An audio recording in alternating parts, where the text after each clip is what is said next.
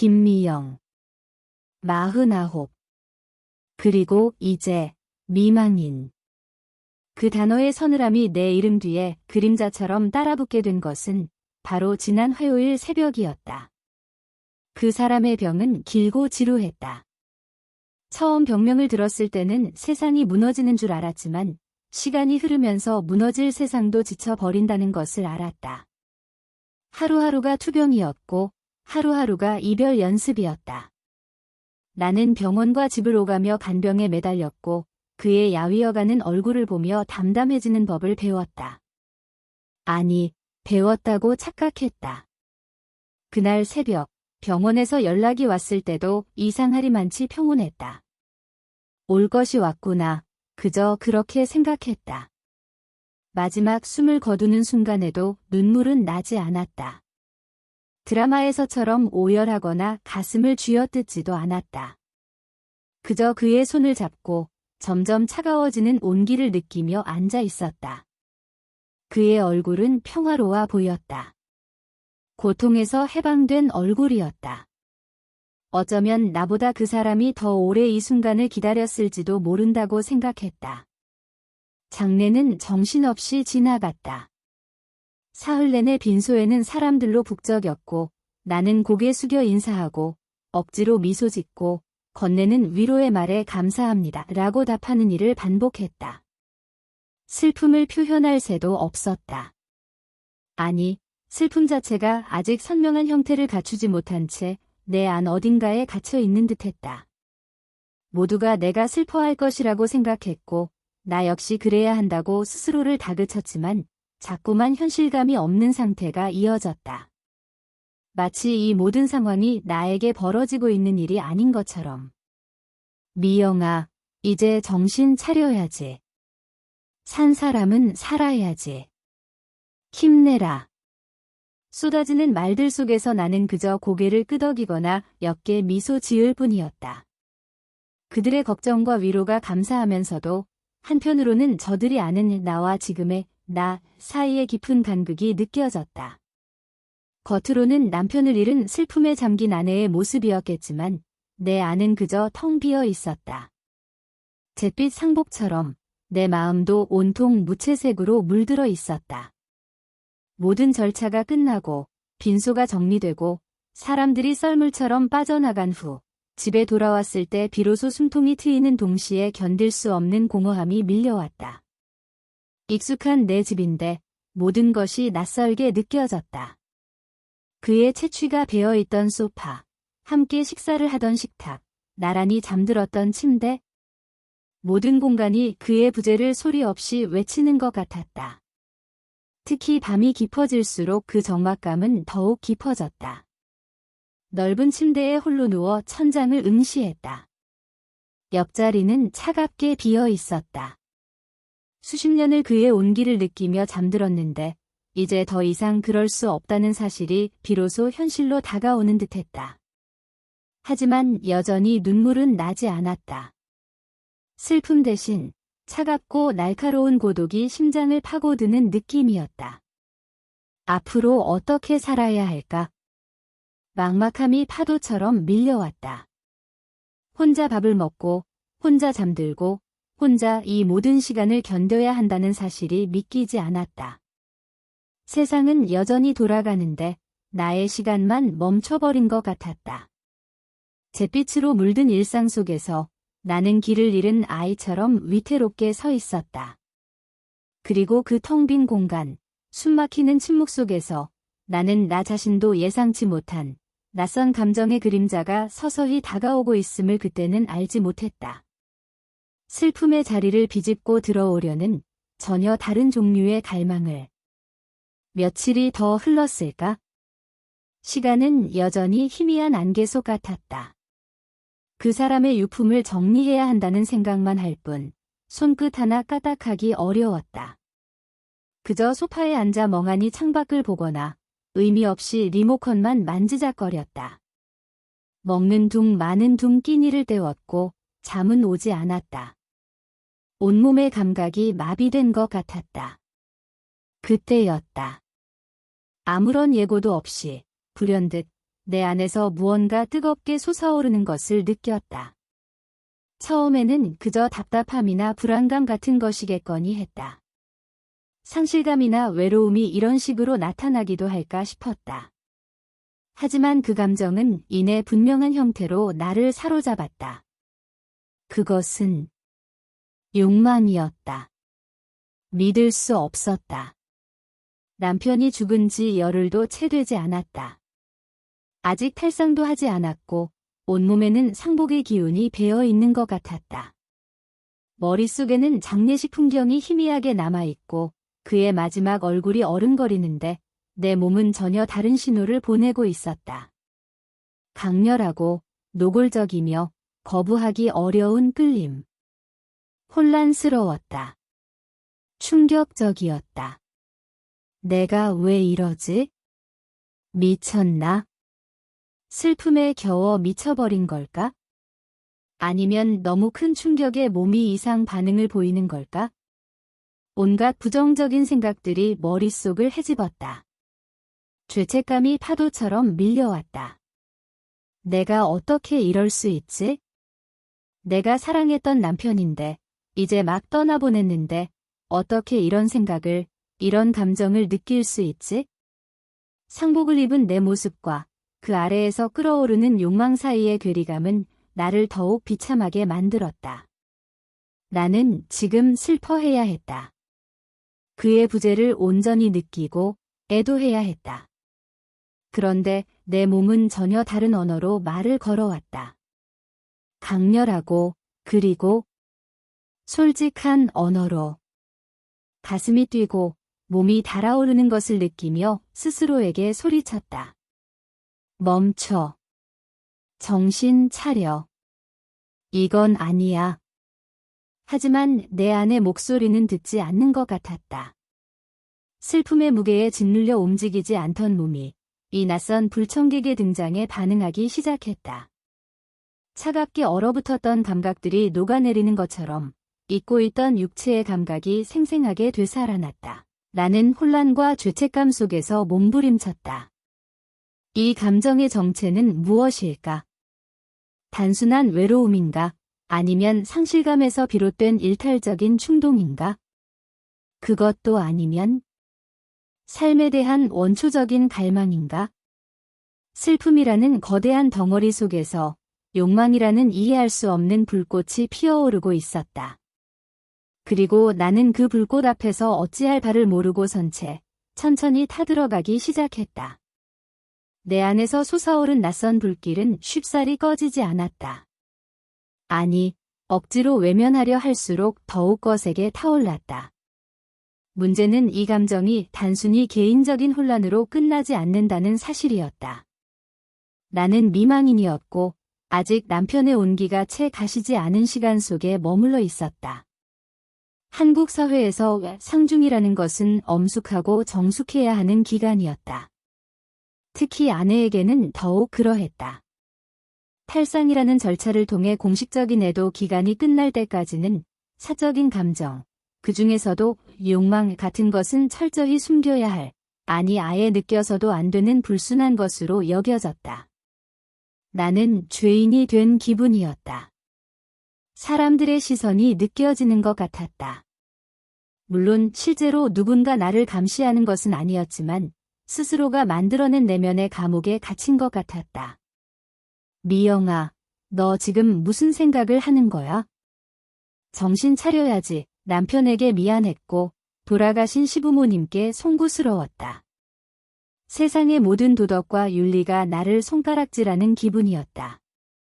샤워를 할 때, 잠자리에 누웠을 때, 문득 그의 빈자리를 볼 때, 예고 없이 찾아오는 욕망은 나를 더욱 괴롭혔다. 슬픔에 잠겨 눈물 흘리는 대신 야릇하고 뜨거운 기운이 몸을 감싸는 순간마다 나는 스스로를 경멸했다. 내 남편이 그렇게 힘들게 죽었는데 지금 내 몸은 이런 걸 원하다니. 넌 정말 형편없는 인간이야. 하지만 이상했다. 머리로 아무리 부정하고 스스로를 다그쳐도 몸은 전혀 다른 말을 했다. 억누르려 할수록 더욱 생생하게 되살아나는 감각들. 잊고 지냈던 어쩌면 애써 외면했던 육체의 언어가 비명을 지르는 것 같았다. 따뜻한 온기, 부드러운 손길, 깊은 포옹. 단순한 성적 욕구라기보다는 인간적인 접촉과 연결에 대한 원초적인 갈망이 뒤섞여 나를 흔들었다. 슬픔은 여전히 내 안에 존재했다. 분명했다. 하지만 그 슬픔의 두꺼운 막을 뚫고 나오려는 욕망의 힘 또한 엄청났다. 그것은 마치 생명이 스스로 살기를 찾아 꿈틀대는 것처럼 강렬했다. 살고 싶다는 본능일까? 외로움이 만들어낸 환상일까? 아니면 정말 그 사람과의 모든 연결이 끊어진 후 나 자신이 독립적인 존재로서 느끼는 순수한 갈망일까? 혼란스러운 마음은 쉬이 가라앉지 않았다. 죄책감과 수치심은 나를 짓눌렀지만 동시에 억누를 수 없는 뜨거움은 더욱 거세게 밀려왔다. 금기라는 단단한 벽 앞에서 내 마음과 몸은 갈피를 잡지 못하고 위험하게 흔들리고 있었다. 그리고 그 흔들림 속에서 나는 결국 해서는 안 될 생각의 끄트머리를 잡고 말았다. 금기와 욕망 사이에서 위태롭게 줄타기를 하던 나날이었다. 텅 빈 집 안을 서성이거나 아무 의미 없이 휴대폰 화면을 들여다보거나 슬픔에 잠겨야 마땅한 시간에 내 머릿속은 온통 다른 종류의 생각들로 가득 차 있었다. 누구에게도 말할 수 없는 어쩌면 나 자신조차 인정하고 싶지 않은 은밀한 생각들. 그러다 문득 한 남자의 얼굴이 떠올랐다. 그 사람과는 특별히 깊은 관계는 아니었다. 남편과 함께 아는 지인이거나 예전에 일 때문에 엮였거나 혹은 몇 번의 모임에서 마주쳤던 사람. 아주 오래전, 어쩌면 남편을 만나기 전 스쳐 지나갔을 수도 있고 결혼 후에 알게 되었을 수도 있다. 중요한 것은 그가 내 삶에 깊숙이 들어와 있는 인물은 아니라는 점이었다. 부담 없이, 어쩌면 일회적으로 생각할 수 있는 상대. 그의 이름이 떠오르자 내 안에서 일렁이던 욕망이 갑자기 구체적인 형태를 갖추는 것 같았다. 그 사람이라면? 하는 위험한 가정이 꼬리를 물었다. 우리는 서로의 사생활에 대해 깊이 알지 못했고 복잡하게 얽힐 관계도 아니었다. 슬픔에 잠긴 미망인이라는 나의 현재 상황과 그 사람의 삶은 전혀 연결고리가 없었다. 어쩌면 그렇기 때문에 더 쉽게 접근할 수 있을 거라는 비뚤어진 계산이 작용한 걸지도 모른다. 연락처 목록에서 그의 이름을 찾아냈다. 아주 오래전에 저장해두고 한 번도 연락한 적 없는 이름. 한참을 망설였다. 손가락이 그의 이름 위에서 수없이 멈췄다. 내가 지금 무슨 짓을 하려는 거지? 이건 정말 선을 넘는 거야? 이성을 담당하는 부분이 필사적으로 경고음을 울렸다. 남편에 대한 최소한의 예의도 아니고 인간으로서 지켜야 할 도리도 아니었다. 하지만 동시에 다른 목소리가 나를 유혹했다. 아무도 몰라. 딱 한 번만. 이 지긋지긋한 슬픔과 외로움에서 벗어날 수만 있다면? 그 사람과의 만남은 일탈이자 도피처처럼 느껴졌다. 잿빛으로 물든 현실에서 벗어나 잠시나마 다른 세계로 들어갔다 나올 수 있는 비상구. 위험한 줄 알면서도 자꾸만 그쪽으로 시선이 향했다. 거부할 수 없는 달콤한 유혹이었다. 수십 번 휴대폰을 쥐었다 놓았다를 반복했다. 무슨 말을 해야 할까? 갑자기 왜 연락했냐고 물으면? 그의 반응은 어떨까? 모든 가능성을 계산하고 최악의 상황을 상상했지만 그럼에도 불구하고 그의 이름 옆에 있는 메시지 버튼에서 눈을 뗄 수 없었다. 내 안의 욕망은 이제 막연한 갈망을 넘어 특정 대상을 향해 움직이기 시작했다. 어둠 속에서 희미하게 빛나는 이름 하나. 나는 그 이름 앞에서 갈등했고 흔들렸고 결국 위험한 강물에 발을 담글까 심각하게 고민하고 있었다. 슬픔이라는 늪에서 빠져나오려 몸부림치다. 또 다른 금단의 늪으로 걸어 들어가려는 나 자신을 발견하며 소름이 돋았다. 하지만 그 발걸음은 이미 되돌릴 수 없는 방향으로 기울고 있었다. 며칠 밤을 설쳤다. 그의 이름을 머릿속에서 지우려 애썼지만 한 번 떠오른 이름은 집요하게 나를 괴롭혔다. 슬픔은 여전히 무거운 짐처럼 나를 짓눌렀지만 그 아래에서는 전에 없던 뜨거움이 쉬지 않고 꿈틀거렸다. 더 이상 이 내면의 전쟁을 견딜 수 없었다. 금기를 깨는 죄책감보다 이 끓어오르는 욕망을 해소하지 못하는 답답함이 더 크게 느껴지기 시작했다. 어쩌면 이것만이 내가 이 숨막히는 현실에서 잠시나마 벗어날 수 있는 유일한 방법일지도 모른다는 위험한 생각이 머리를 지배했다. 결정은 순식간에 이루어졌다. 밤 11시가 넘어가는 시각, 모두가 잠든 고요한 시간. 휴대폰을 들고 그의 이름 앞에서 한참을 망설이던 나는 더 이상 주저할 힘이 없음을 깨달았다. 무슨 말을 해야 할까? 잘 지내세요. 는 너무 어색하고 갑자기 연락해서 죄송한데. 같은 서두는 구차했다. 솔직하게 말할 수도 없고 그렇다고 목적 없이 연락하는 것도 이상했다. 머릿속이 하얘졌다. 복잡한 생각들이 사라지고 오직 연락해야 한다는 강렬한 충동만이 남았다. 길게 고민할수록 용기가 사라질 것 같았다. 숨을 크게 들이마시고 가장 단순한 문자를 선택했다. 늦은 시간에 죄송합니다. 저 미영이에요. 세 글자를 누르는 손가락이 미세하게 떨렸다. 보내기 버튼을 누르는 순간 심장이 터질 듯 뛰었다. 차마 전송 완료 표시를 확인하지 못하고 휴대폰을 침대 위로 던져버렸다. 마치 엄청난 폭탄을 던진 후 도망치는 사람처럼. 그 순간 후회와 안도감이 동시에 밀려왔다. 아, 돌이킬 수 없는 강을 건넜구나. 이제 어떻게 되는 걸까? 두려움이 밀려왔지만 동시에 알 수 없는 기대감, 위험한 장난을 시작한 아이 같은 짜릿함도 느껴졌다.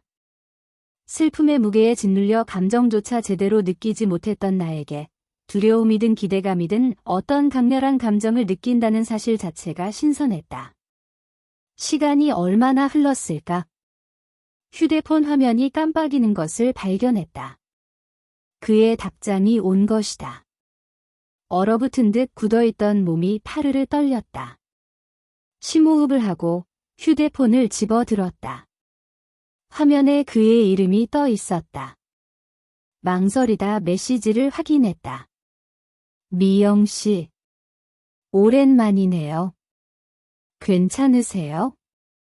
이 시간에 무슨 일로? 걱정하는 듯한 말투. 그래, 당연히 그럴 것이다. 남편이 죽었다는 소식은 아마 들었을 테고 이런 시간에 갑자기 연락이 왔으니 걱정할 만했다. 그의 평범한 답장 속에서 나는 다시 한번 현실과 마주했다. 나는 남편을 잃은 미망인이고 그는 그런 나에게 안부를 묻는 지인. 그 이상도 이하도 아니었다. 하지만 나는 멈출 수 없었다. 이미 시작된 판이었다. 떨리는 손가락으로 나는 다음 메시지를 써 내려갔다. 이전보다 훨씬 더 노골적이고 내 의도를 분명히 드러내는 문장. 죄책감은 여전히 칼날처럼 심장을 찔렀지만 끓어오르는 욕망은 더 이상 숨길 수 없었다. 나는 알았다. 오늘 밤 나는 기어코 이 금기를 깨고야 말리라는 것을. 돌이킬 수 없는 밤이 시작되고 있었다. 그의 답장은 예상보다 빨랐다.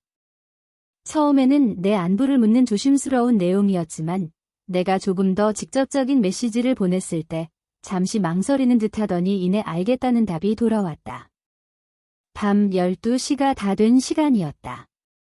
우리는 몇 번의 짧은 문자를 더 주고받았고 그는 이내 우리 집 주소를 물었다.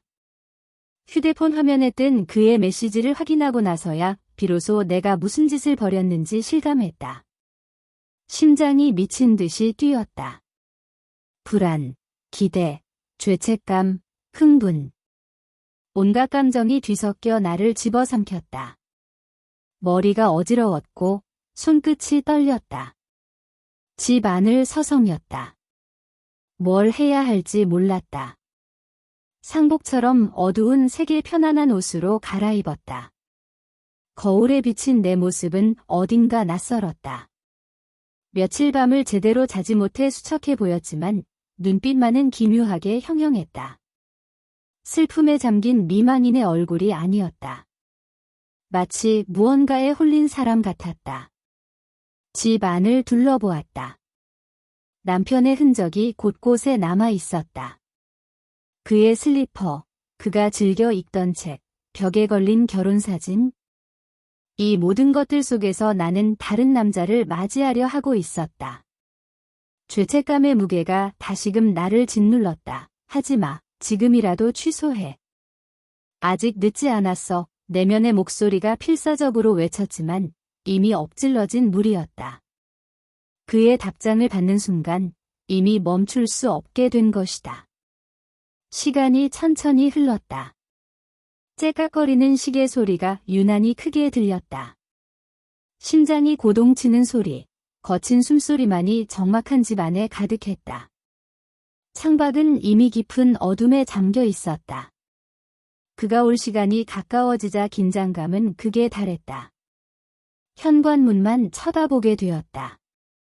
혹시라도 다른 사람이 오면 어쩌지? 그의 표정은 어떨까? 나를 어떻게 생각할까? 온갖 상상들이 꼬리를 물었다. 두렵고 떨렸지만 동시에 이 긴장감 자체가 묘한 흥분으로 다가왔다. 슬픔 속에서 무뎌졌던 감각들이 살아나는 기분이었다. 잠시 후 초인종 소리가 울렸다. 짧고 나직한 소리. 심장이 쿵 떨어지는 것 같았다. 온몸에 피가 머리로 솟구치는 느낌. 이게 정말 현실에서 일어나고 있는 일인가? 꿈이 아닐까? 길게 숨을 내쉬고 떨리는 손으로 현관문 잠금 장치를 풀었다. 문고리를 잡는 손이 차갑게 식어 있었다. 천천히 문을 열었다. 어두운 현관에 그 남자가 서 있었다. 예상했던 것보다 더 평범한 모습이었다.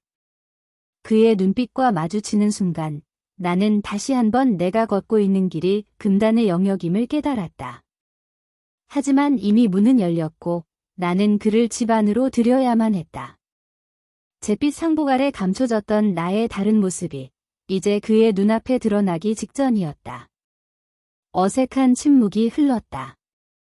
현관문을 닫고 돌아서는 순간 그와 단둘이 이 공간에 남겨졌다는 사실이 강렬하게 다가왔다. 그는 무슨 말을 해야 할지 모르는 눈치였다. 나 역시 마찬가지였다. 예상은 했지만 막상 현실이 되니 모든 것이 비현실적이었다.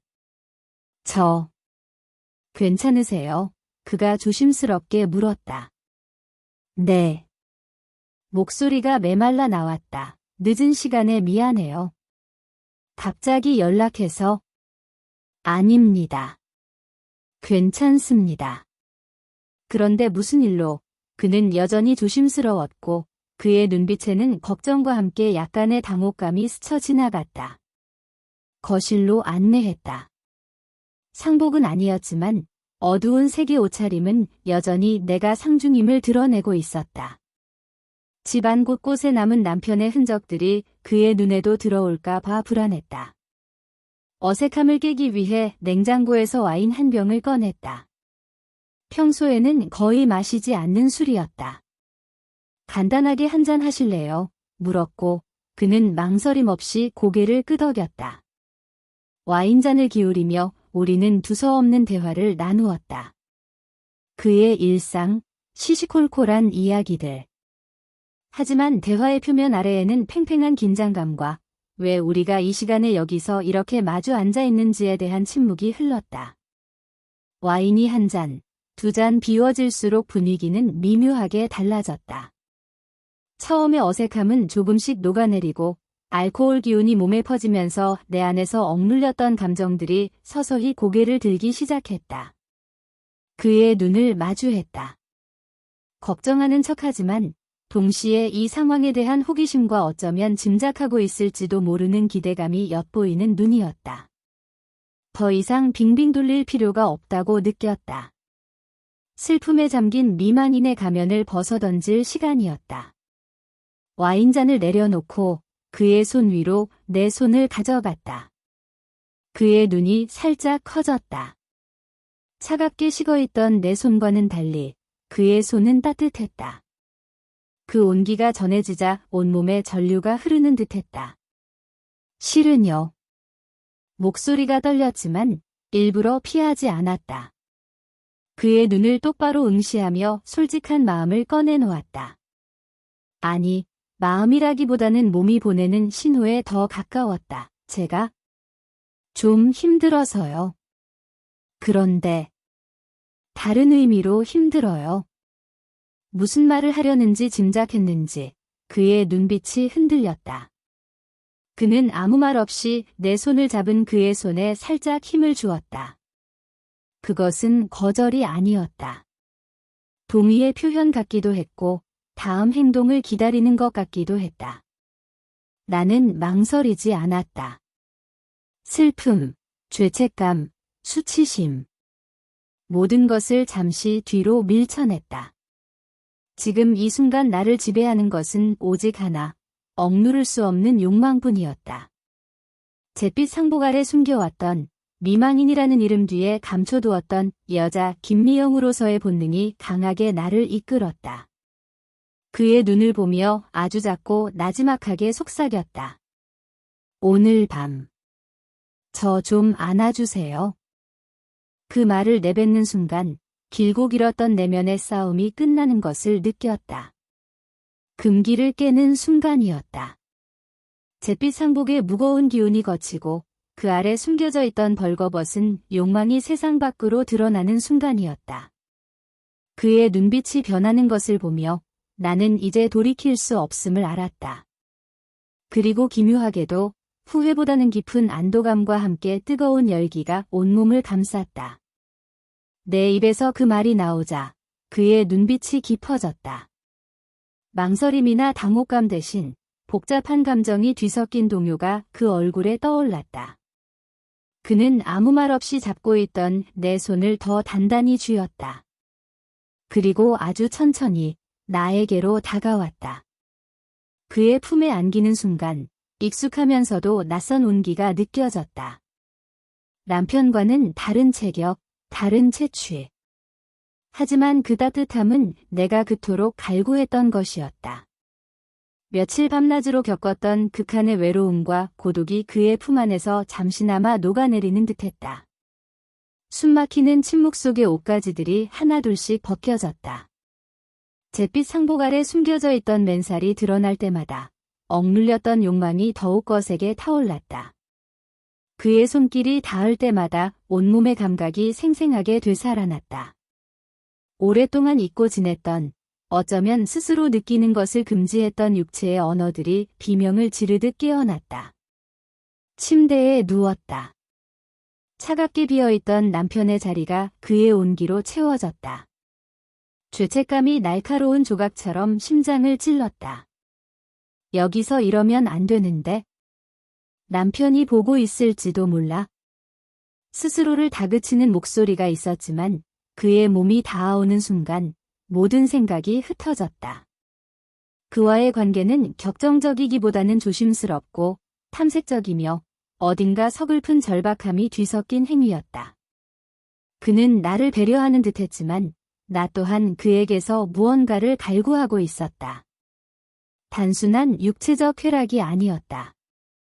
그것은 위로이자 확인이자 그리고 이 지독한 현실에서 벗어나고 싶은 절박한 몸부림이었다. 그의 품 안에서, 그의 숨결 속에서 나는 잠시나마 나를 짓누르던 슬픔과 외로움을 잊을 수 있었다. 머릿속을 가득 채웠던 남편의 마지막 모습, 텅 빈 집의 적막함, 앞으로의 막막함. 이 모든 것들이 잠시 멀어졌다. 오직 현재의 감각만이 나를 지배했다. 피부와 피부가 맞닿는 느낌, 거친 숨소리, 뜨거운 온도, 살아있음을 확인하는 원초적인 감각들. 쾌락의 순간 나는 눈을 감았다. 그것이 남편에 대한 죄책감 때문인지 아니면 오롯이 이 순간에 집중하고 싶었기 때문인지 알 수 없었다.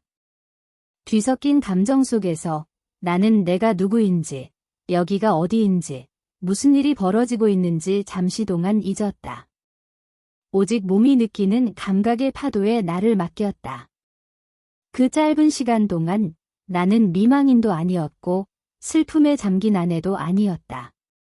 그저 뜨거운 욕망에 이끌리는 살아있는 한 명의 여자였다. 죄책감은 쾌락 아래 숨죽였고 슬픔은 육체의 감각에 잠시 가려졌다. 하지만 영원할 수는 없는 시간이었다. 모든 것이 끝나고 그의 무게가 내 위에서 거치는 순간 현실이 차가운 파도처럼 밀려왔다. 잠시 잊고 있었던 슬픔과 죄책감이 이전보다 더 큰 무게로 나를 덮쳤다.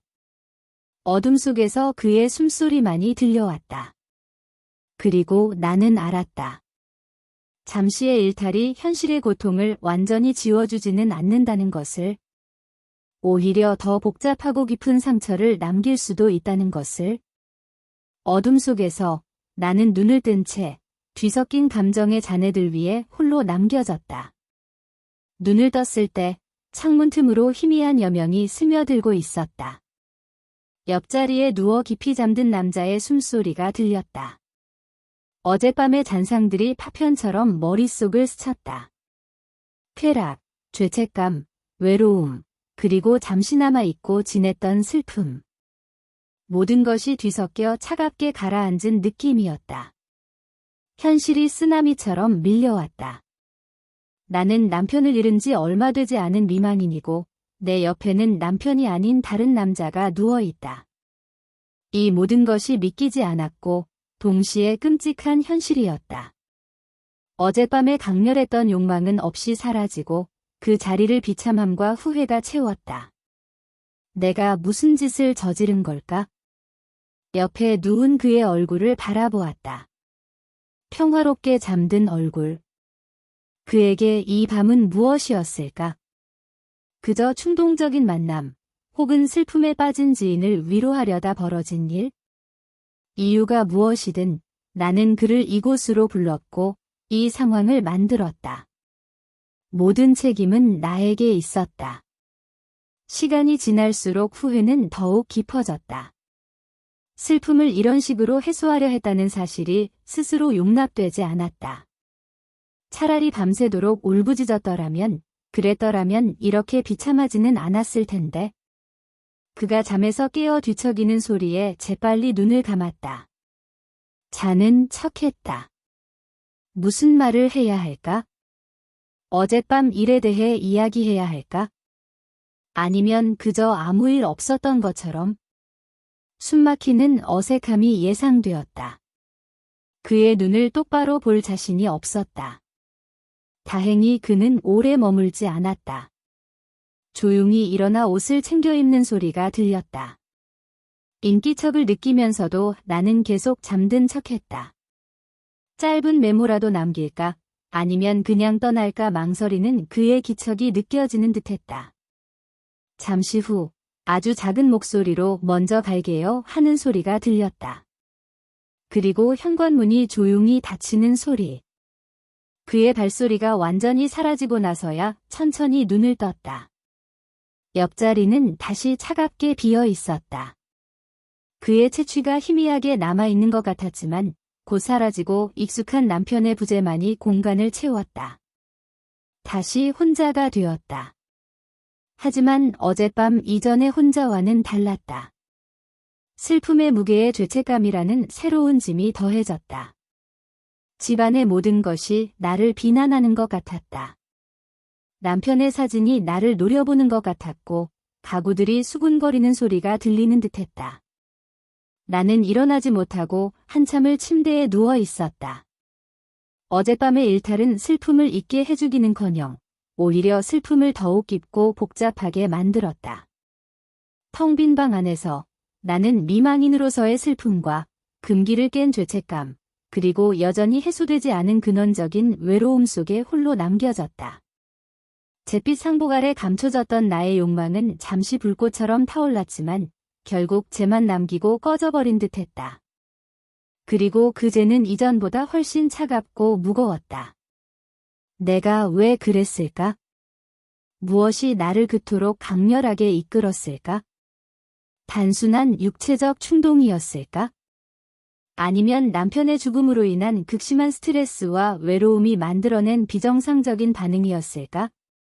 생각이 꼬리에 꼬리를 물었다. 그 순간 느꼈던 강렬한 욕망은 분명했다. 하지만 그것이 순수한 쾌락만을 위한 것이었을까?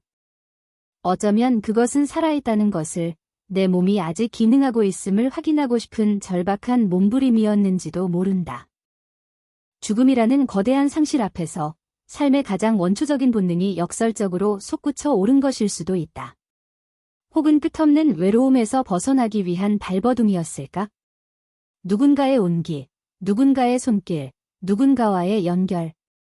비록 짧고 일회적인 만남일지라도 그 순간만큼은 혼자가 아니라는 느낌을 받고 싶었던 것은 아니었을까? 남편과의 육체적, 정신적 친밀감을 잃은 자리에 생긴 구멍을 어떻게든 메우려 했던 것인지도 모른다. 이 모든 가능성들이 뒤섞여 나를 더욱 혼란스럽게 만들었다. 어떤 이유에서든 나는 금기를 깼고 해서는 안 될 일을 저질렀다. 간밤의 일은 슬픔을 덜어주기는커녕 슬픔의 본질을 더욱 흐릿하게 만들었다. 순수하게 남편만을 애도해야 할 시간 속에 낯선 남자와의 하룻밤이 끼어들었다. 이제 나의 슬픔은 죄책감과 후회, 그리고 이해할 수 없는 욕망의 잔해들로 뒤섞여 버렸다.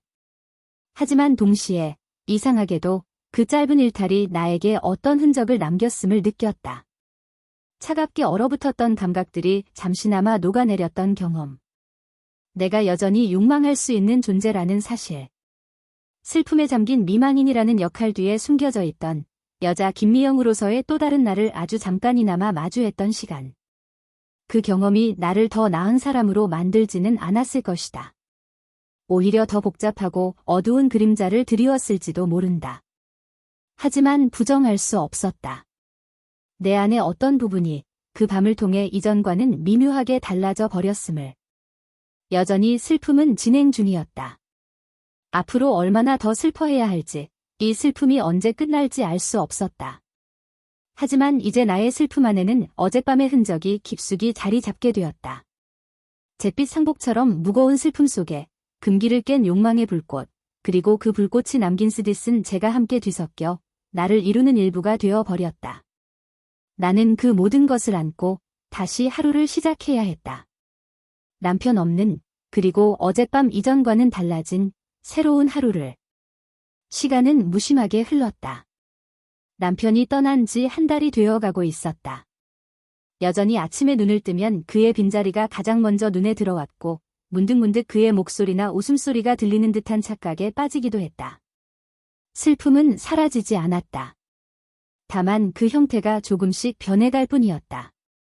처음에는 날카로운 파편 같았다면 이제는 무겁고 먹먹한 덩어리가 되어 내 안 어딘가에 자리 잡은 느낌이었다. 탈상까지는 아직 시간이 남았다. 여전히 나는 공식적으로는 남편을 애도하는 미망인이었다. 사람들은 나를 보면 안쓰러운 눈빛으로 바라보았고 나는 그들의 기대에 맞춰 슬픔에 잠긴 모습을 보여야 했다. 하지만 겉으로 드러나는 모습과 내 안의 복잡한 감정 사이에는 여전히 깊은 간극이 존재했다. 간밤의 일은 잊으려야 잊을 수 없는 얼룩처럼 남았다. 죄책감은 완전히 사라지지 않았지만 시간이 지나면서 조금씩 희미해지기도 했다. 그것이 무뎌지는 것인지 아니면 내가 스스로를 합리화하기 시작한 것인지는 알 수 없었다. 그 남자에게서 다시 연락이 오지는 않았다. 나 역시 연락하지 않았다. 어쩌면 그 밤은 우리 둘 다에게 예상치 못한, 그래서 서둘러 덮어두고 싶은 사건이었을지도 모른다. 그 경험은 나에게 무엇을 남겼을까? 슬픔 속에서 솟아오른 욕망의 정체는 여전히 모호했다. 그것은 진정한 연결에 대한 갈망이었을까? 아니면 단순히 현실의 고통에서 벗어나기 위한 일시적인 도피였을까? 살고 싶다는 원초적인 본능의 발현이었을까? 아니면 상실감으로 인한 공허함을 채우려는 헛된 시도였을까? 답을 찾으려 할수록 미궁에 빠지는 기분이었다. 하지만 한 가지 확실한 것은 나는 이전의 나로 완벽하게 돌아갈 수는 없다는 사실이었다. 잿빛 상복 아래 감춰졌던 욕망의 불꽃을 마주했고 금기라는 단단한 벽에 균열을 냈다. 그 경험은 쓰디쓰고 후회스러웠지만 동시에 내가 어떤 인간인지에 대한 질문을 던지게 만들었다. 슬픔과 욕망, 도덕과 본능 사이에서 흔들리는 나약하면서도 강렬한 존재로서의 나 자신을. 이제 앞으로의 삶을 어떻게 살아가야 할까? 남편 없는 시간을 어떻게 채워나가야 할까? 이 지독한 슬픔은 언제쯤 끝이 날까? 그리고 내 안에 자리 잡은 이 낯선 경험의 흔적을 나는 어떻게 받아들여야 할까? 다시는 그런 충동에 휩쓸리지 않을 수 있을까? 아니면 또 다른 방식으로 외로움과 욕망이 나를 흔들까? 아직 탈상도 하지 않았다. 슬픔은 미완의 상태이고 나의 삶 또한 그렇다. 명확한 답은 없었다. 그저 잿빛으로 물든 일상 속에서 내 안의 복잡한 감정들을 끌어안고 하루하루를 살아낼 뿐이었다. 남편을 가슴에 묻고 금기를 깬 밤의 흔적을 안고 나는 미완의 탈상 앞에서 그렇게 서 있었다. 슬픔과 욕망, 그리고 그 모든 혼란을 통과해온 나 자신으로 새로운 시간을 마주해야 한다는 것을.